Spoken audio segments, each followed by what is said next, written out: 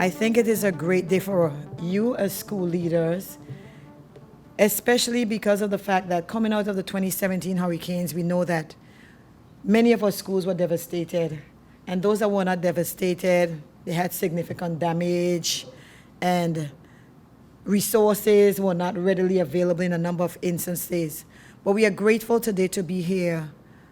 We are grateful for the assistance since the hurricanes. I mean, UNICEF has always been a partner with the government of the Virgin Islands, but certainly since the hurricanes, they have poured a whole lot of money into the territory's educational system, and we are indeed grateful for the support that we have received from them.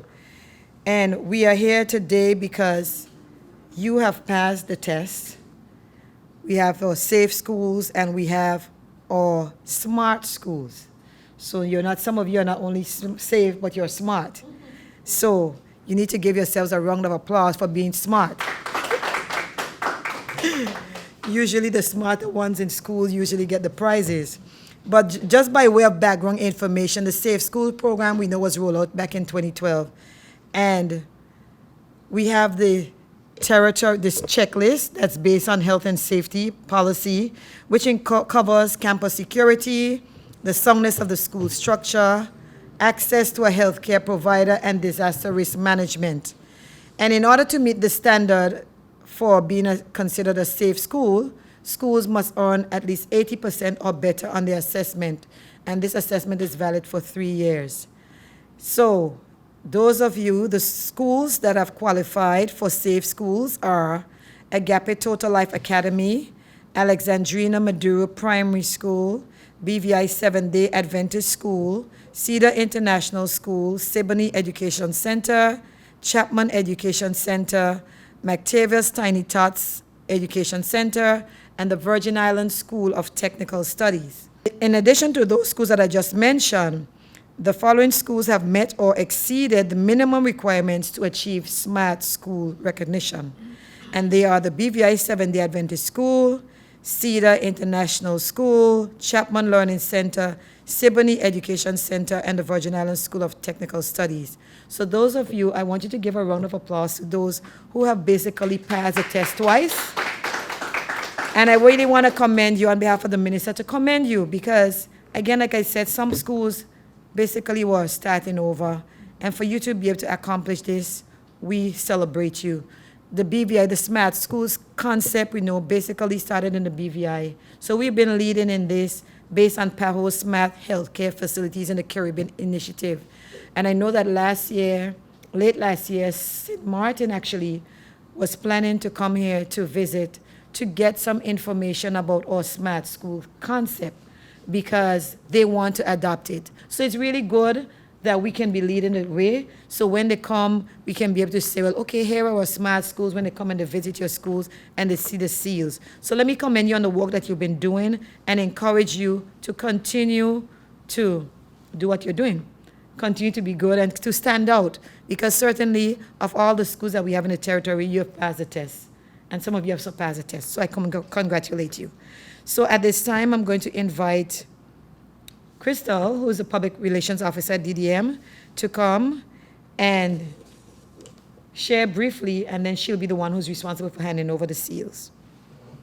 I don't have much to add in terms of the Safe and Smart Schools initiative, but except that I do want to add how much I appreciate everybody in this room. You all, the schools that are getting recognized today, have been working so hard to get this done. Many of you have hosted me at your schools, or if not myself, somebody else from the department. Mr. Tobin in particular, he's one of the ones who had the original Smart School certification back in 2016. So we're so pleased to have him back. But what I'm really hoping is that all the other schools in the territory are going to look at what you all have been able to accomplish, and they're going to say, well, look, if they can do it, we can do it too, because that's what we really believe in the department, that we have a very, very capable education system and that we're going to get everybody certified before too long. Really happy to see that we have learning centers are part of this certification. That is highly commendable because, it's the little ones, we start with the little ones, and we want to make sure that safety, safety is number one, safety is first. So we want to make sure that the schools are safe, the learning centers are safe. So I'm happy to see, yes, the schools have been there, but it's certainly the learning centers. So commend Mactavius and Chapman. All right? Moving along. So we're going to have a response by Ms. Fox from Siboney to just come and share briefly. All right?